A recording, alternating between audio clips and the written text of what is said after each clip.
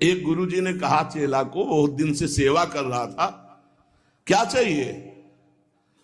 गुरुजी जो आप उचित समझो। उसे बहुत गरीब आदमी हूं, आपकी सेवा में लगा। बोले आज वो अमोघ वस्तु देंगे जिसकी समानता त्रिभुवन नहीं कर सकती। जाओ गंगा स्नान करके आओ। गंगा स्नान करके आए। बोले बेटा राम राम राम, किसी से कहना नहीं, बहुत गुप्त चीज, अमूल्य वस्तु।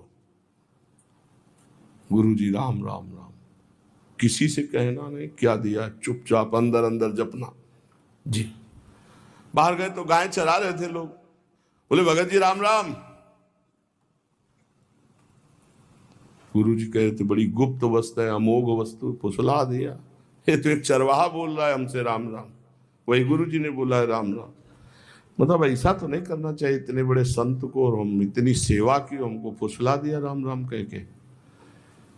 दूसरे दिन सेवा में बोले गुरुजी एक बात कहना चाहते। बोले बच्चा बाद में कहना, बहुत जरूरी काम है। वो झोली है, उस झोली में एक वस्तु टंगी है, उसको बेच आओ बाजार में, पर केवल मूल्य भर जानना, बेचना नहीं, खाली वापस आओ, जाओ। वो गुरुजी हमें बात कहने, तो बोले तुम्हारी बात जो ही ये काम करके आओगे सो। ले गए तो एक भाटा आलू गाजर बेच रहा था, उससे कहा ये, देखा चमकता हुआ पत्थर, तो बोले 2 किलो बैंगन ले लो। बोले नहीं लाओ। पेन से लिखा कि सब्जी बेचने वाले ने 2 किलो बैंगन इसकी मूल्य लगाया। अब एक बनिया के पास गया, बोले ये लेंगे आप? देखा, उसने कहा चमकता हुआ कोई पत्थर है। कहा 1000 रुपया।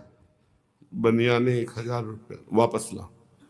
स्वर्णकार के पास गया, उसने देखा कि है तो हीरा, पर ऐसे गंवार के पास असली हीरा कहां से हो सकता है। उसने कहा 1 लाख रुपए देंगे। 1 लाख रुपए स्वर्णकार ने हीरा। और जौहरी के पास गया, जौहरी ने देखा, उसने कहा कि 1 करोड़ रुपया। 1 करोड़।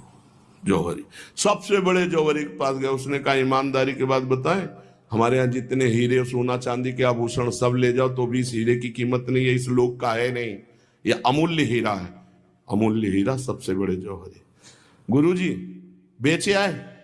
आपने कहा तो वापस ले आना, कीमत पता लगाया है। क्या? तो बोले बैंगन बेचने वाला कह रहा था 2 किलो बैंगन ले लो, पूरा सबका बता। बोले बेटा अगर हम ना कहते तो तुम 2 किलो में ये अमूल्य हीरा बेच आते। ए बेटा, जैसे इस हीरे की कीमत कोई बड़ा जौहरी जानता है, ऐसे भगवान नाम की कीमत कोई नाम जापक महापुरुष जानता है।